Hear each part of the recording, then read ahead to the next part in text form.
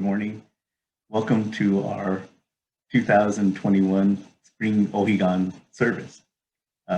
Today we have a special guest all the way from Chicago, Illinois, and the Mid-West Buddhist Temple. Our guest speaker will be Reverend Ron Miyamura. Our service will begin with ringing of Kancho, followed by an aspiration offered by Reverend Mukojima. Then Reverend Mukojima will lead us in sutra chanting of Junirai.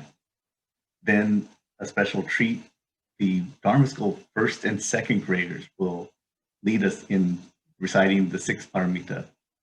Then we'll have a Dharma School message from Reverend Ron, some words of appreciation from Temple President Bob Matsumoto, then an adult Dharma message from Reverend Ron, then a presentation from the past from the Mountain View Temple Choir of Ondokusan. Then we'll have some closing remarks.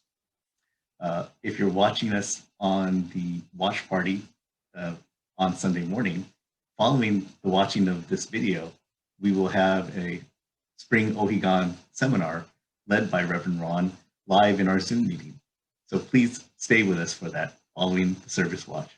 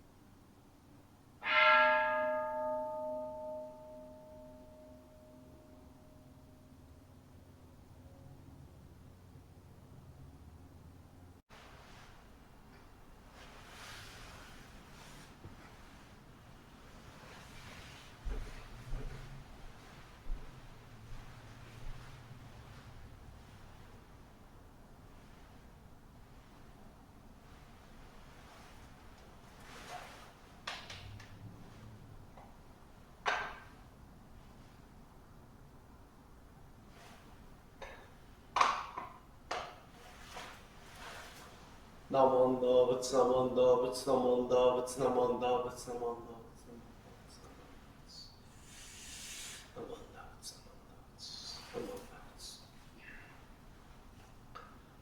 Today, on this occasion of the spring O-higan service, the members of the Mountain View Buddhist Temple and the friends of the Dharma have reverently gathered to praise the virtues of Amida Buddha.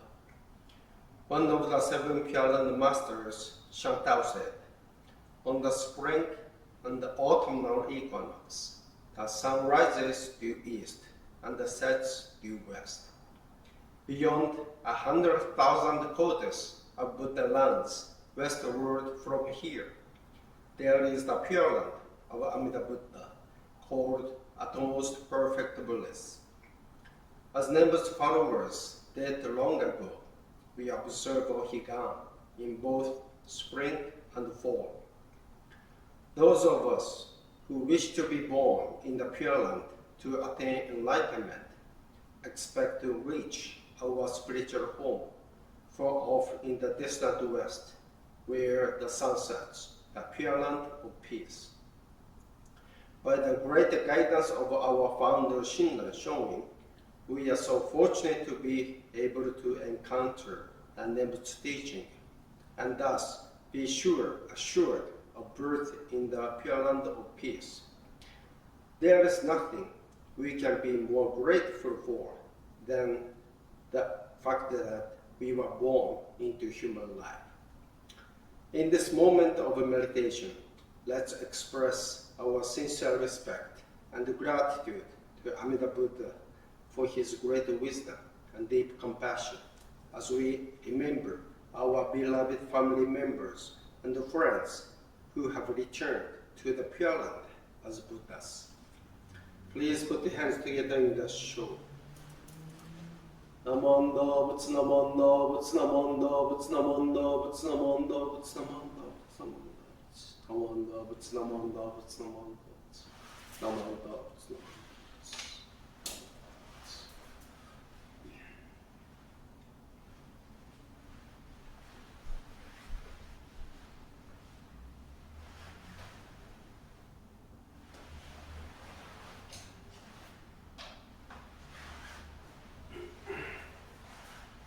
Namondo, Vitsnamondo, Vitsnamondo, Vitsnamondo, Vitsnamondo, Vitsnamondo, Vitsnamondo.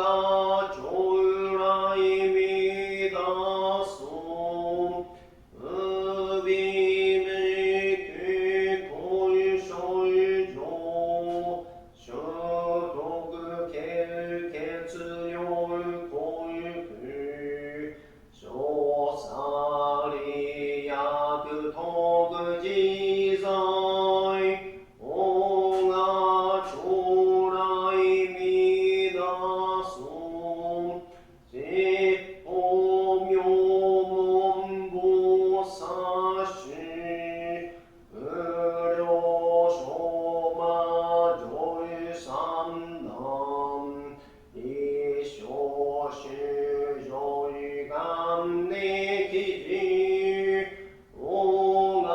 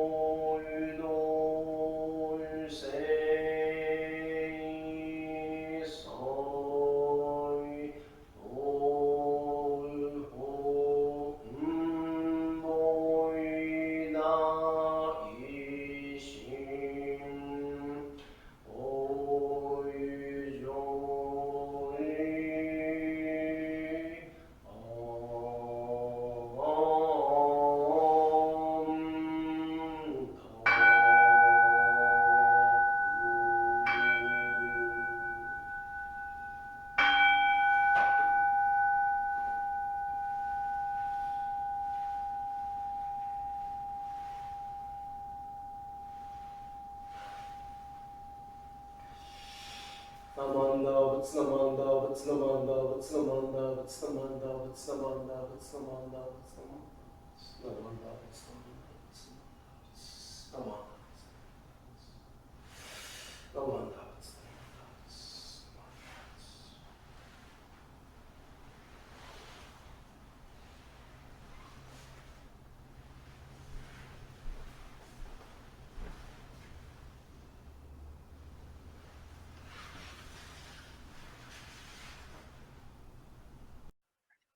The second and third grade class presents the Six Paramitas. Dana. Giving. Give unselfishly to others. Sheila. Discipline. I shall follow the teachings of the Buddha.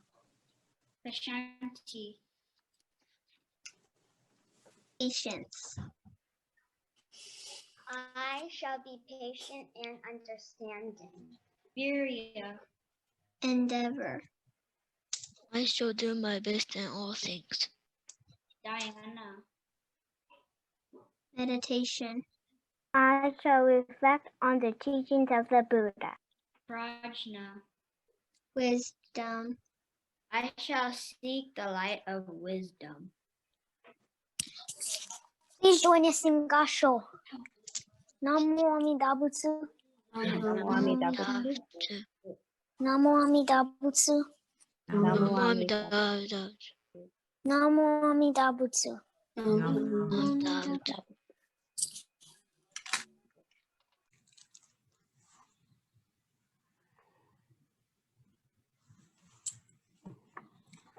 Good morning. I am a guest minister. My name is Reverend Ron Miyamura of the Mid-West Buddhist Temple in Chicago, Illinois. I'm almost 2,000 miles away, but with the magic of the internet, I can speak to you this morning and share a little bit about Shin Buddhism, or Jodo Shinshu in Japanese. I am now old, but I went to Dharma School as a child. We used to call it Sunday school. But I have to admit, I don't remember much from my years in Sunday school. But I would like to share one of the few things I do remember. It has something to do, somehow I could remember this even from my childhood, more than 60 years ago, a long time ago. I would like to talk about the finger pointing to the moon, the finger pointing to the moon. I'm sure you know Reverend Mukojima, your resident minister. He's a nice man, he's very smart, very kind, and he tries to teach you a lot. But like all ministers, he is a teacher. And he is like the finger pointing to the moon, the finger pointing to the moon. He's like a pointer finger, showing you the way. Like at school, your teachers taught you how to read, how to write, arithmetic. They showed you how to read, but you had to learn for yourself. You had to learn to read for yourself. You had to write for yourself, to do your own arithmetic.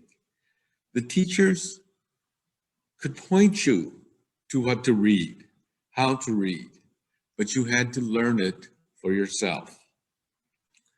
And the minister is a teacher that points you the way, like your school teachers who taught you how to read and write.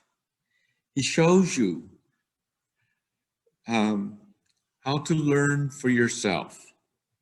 A teacher, the teachers at school could not read for you.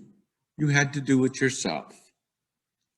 So the minister is a teacher that points the way towards Buddhism. The wisdom and the compassion of Buddhism is the way of the Nembutsu, the Namo Amida Butsu, and the minister is showing you the way. We may not understand it all right now, but we will sometime, perhaps as we get older. And you will remember that Reverend Mukojima and other ministers showed you the way. So think of Reverend Mukojima as a pointer finger, pointing in the direction, showing you the way to the path of the Dharma, the teaching. But you have to remember, don't look at the finger. Look where it's pointing. Look where the finger is pointing. My finger is pointing towards Amida Buddha.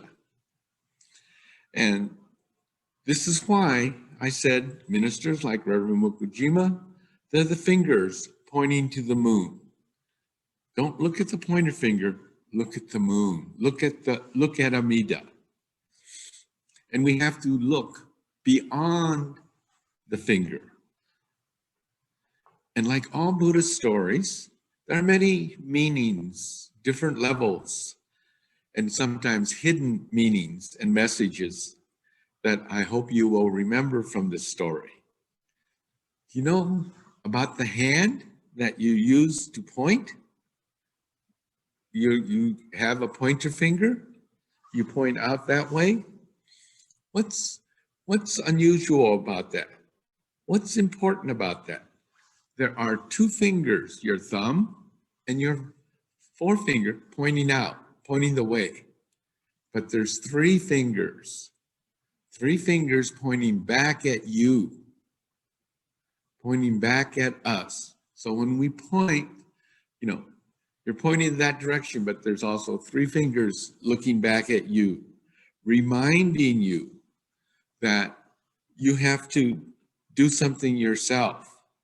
You have to learn from where it is pointing. It's pointing back at us, reminding us that we have to understand more than just the finger, the moon, Amida. It's pointing there. That's pointing to the Dharma. And we remember we have to do our part to learn and enjoy and understand the Dharma. So we point in a direction, but we have to do it ourselves. So all the many things that a pointer finger pointing to the moon, don't look at the finger, look at where it's pointing. And we all have to do our share as we learn more about life and more about Buddhism. Thank you.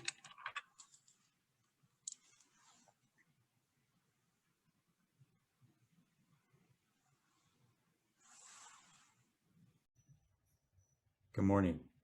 On behalf of the temple, I would like to extend our great appreciation to Reverend Ron Miyamura for taking time out of your busy schedule to join us from Chicago today and sharing your Dharma messages with us. I also look forward to your spring O-higan seminar immediately following our watch party. Thank you.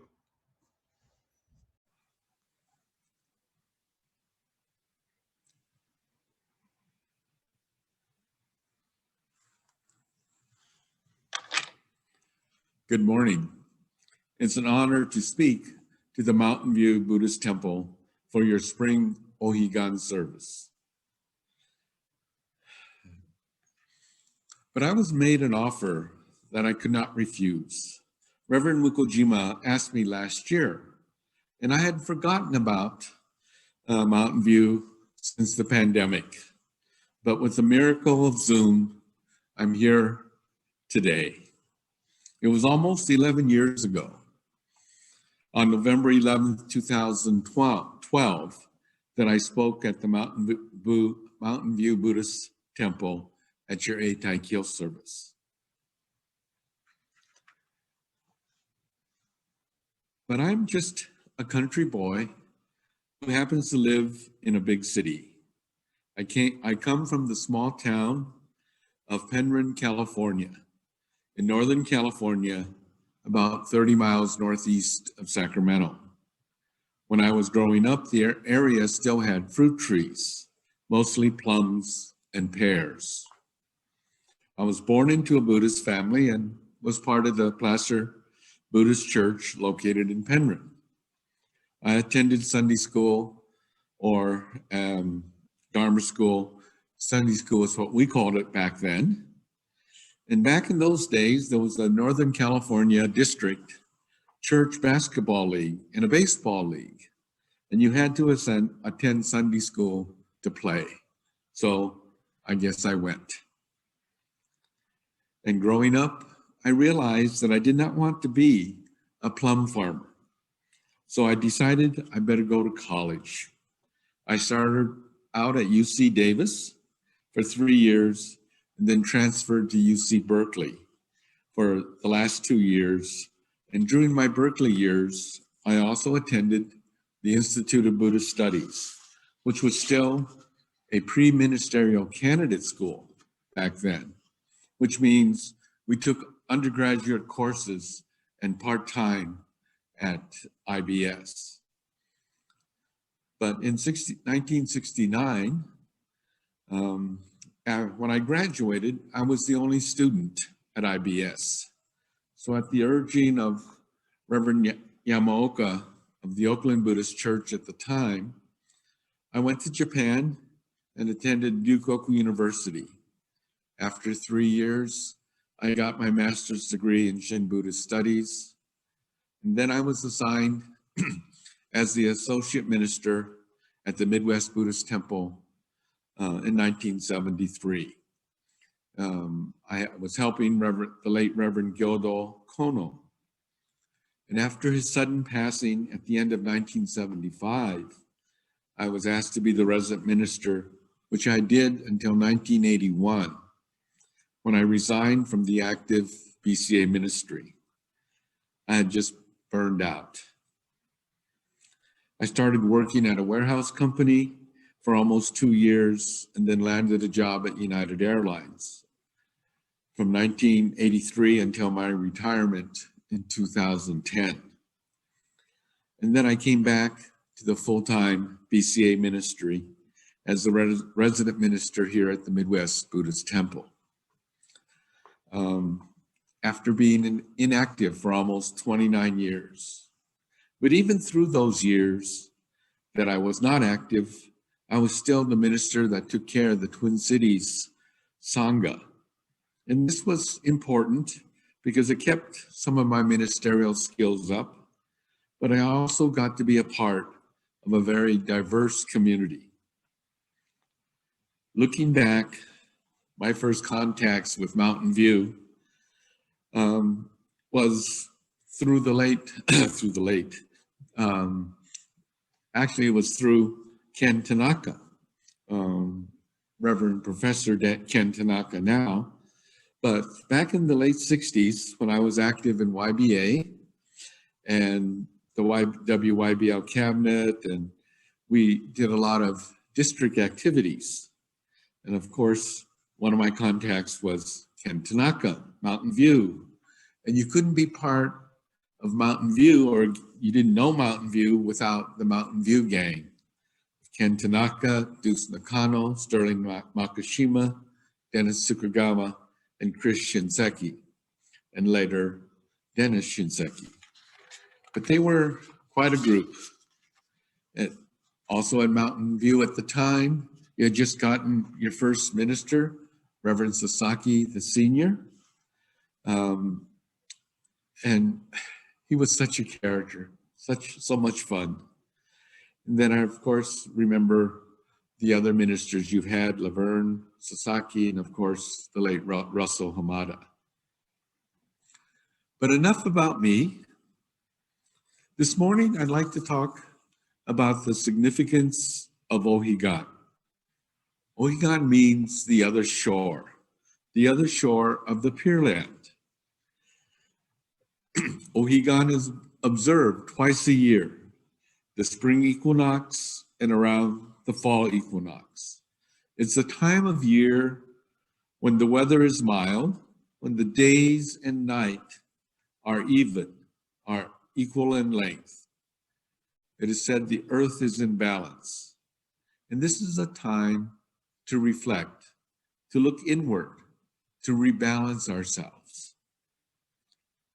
So there's an important story that goes with O-higan, We call it the story of the two rivers and the white path. The two rivers refer to the river of fire and the river of water. And the narrow white path is the path to the Pure Land. In this story, there's a man walking in the desert when he is suddenly chased by wild beasts who want to kill him and to have him for dinner. So the man starts to run. And then the wild beasts are joined by bandits who want to rob and beat him. And so he has to run even faster.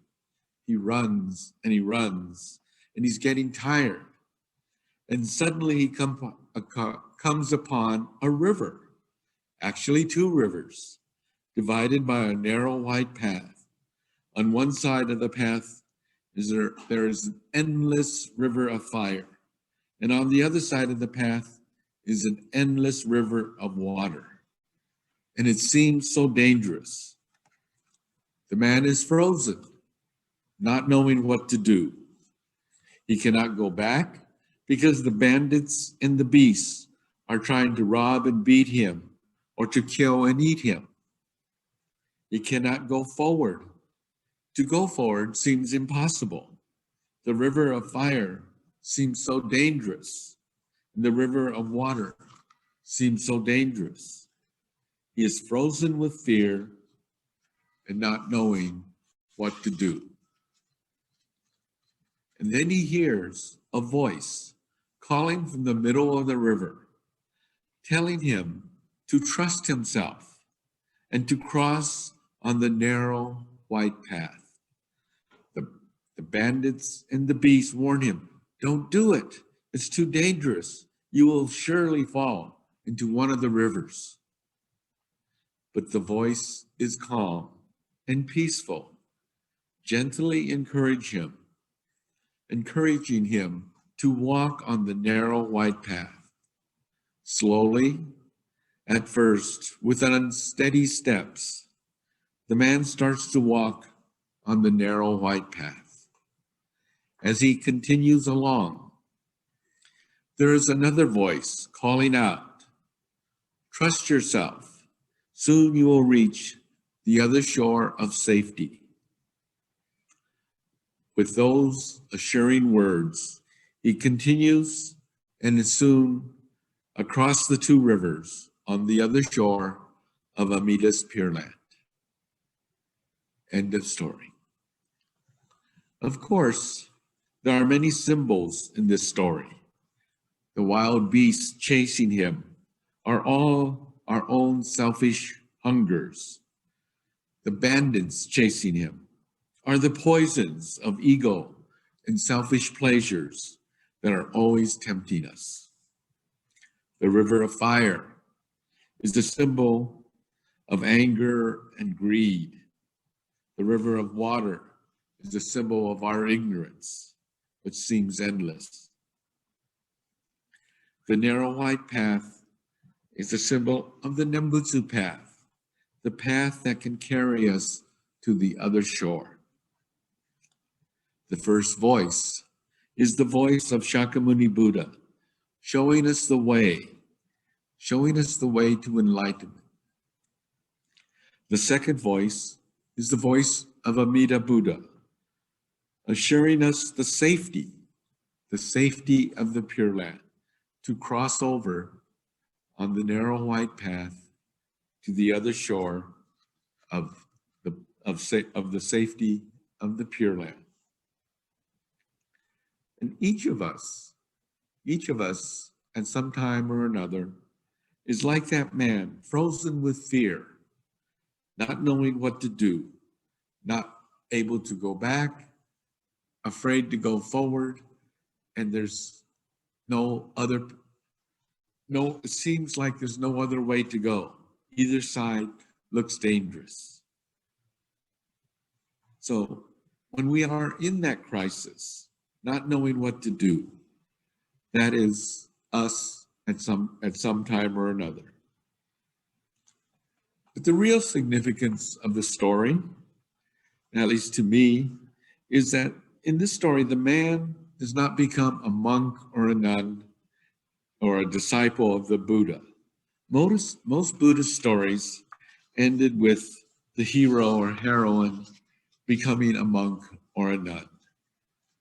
In this story, the main person is an ordinary person and remains an ordinary person. And Shinran saw the importance of this story and quoted it in his main works, the Kyogyo Shinsho. But we cannot but appreciate the importance of ordinary people coming to Amida, reciting the Nembutsu, saying Namo Amida Butsu.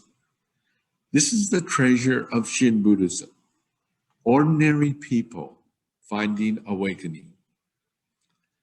Until Honen and Shinran, one had to be a monk or a nun to be eligible for enlightenment.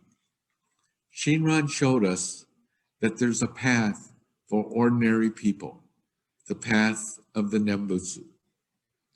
To me, this is the key to Shin Buddhism, to Jodo Shinshu. Ordinary people living ordinary lives, and yet to be embraced by Amida.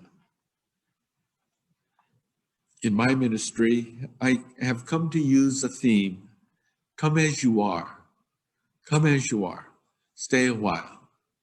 But Shin Buddhism has no requirements. You don't have to be rich, you don't have to be male or female or anything. You could be old or young, educated or not.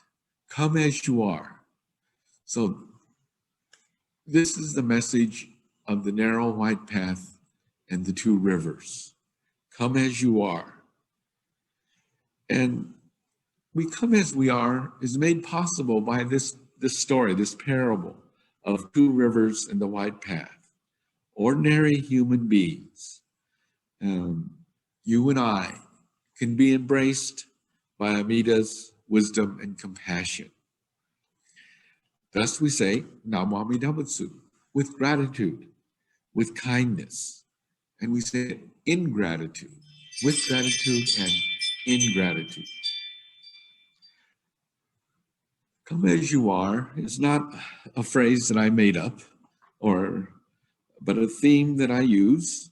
But I think I first heard it at the Buddhist Study Center in Hawaii many years ago. But this was a phrase that resonates with me. It has something, it guides me. It means something to me. And therefore I use it all the time. And in a like manner, there are phrases that I use that are not mine, but somehow resonate with me. There's a phrase that I often use and I often close with. And I first heard this from the retired minister, Reverend Bob Oshta of the Sacramento Betsuing. And I first heard it when I saw a video of his opening meditation at the California legislature. Reverend Bob, in his retirement, became the chaplain for the California state legislature.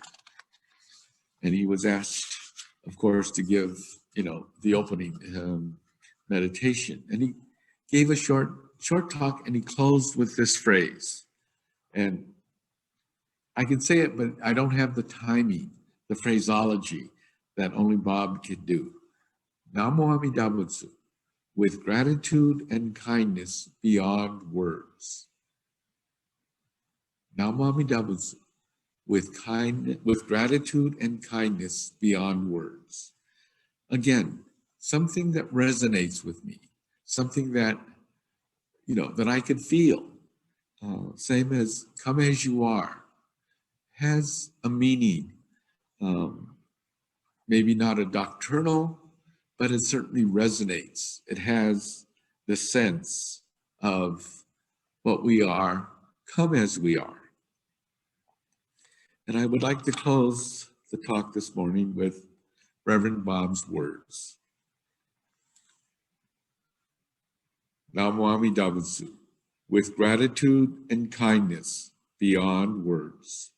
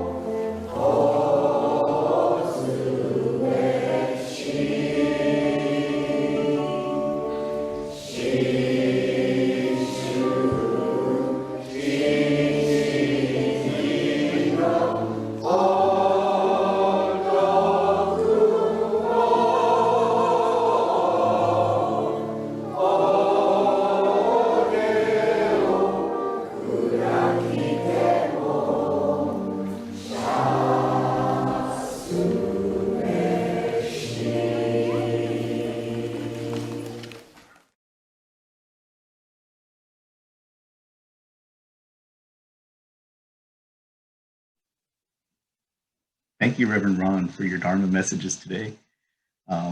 Maybe because I'm a little bit older, I think of Bruce Lee when I hear about the finger that points to the moon. And I like your message about how we can think of a finger that points to Amida, and we shouldn't focus on this thing right in front of us. We should be focusing on what it's guiding us towards. Also, maybe interestingly enough, we can hear some tales of your youthful endeavors and escapades, maybe with some of the Mountain View Temple members, or maybe not. But we'll be interested to hear from you during the O-higan seminar that will be following the service watch party live in our Zoom meeting. Thanks to the Dharma School first and second grade for their, I think, the cutest Six Paramitas that have been put out by any temple. Then thanks to our temple choir for this presentation of a past offering of Ondokusan. Then thank you to Temple President Bob Matsumoto for his words of appreciation. Again, please stay with us for our Spring O-higan seminar. And as always, please stay healthy and stay safe. Thank you.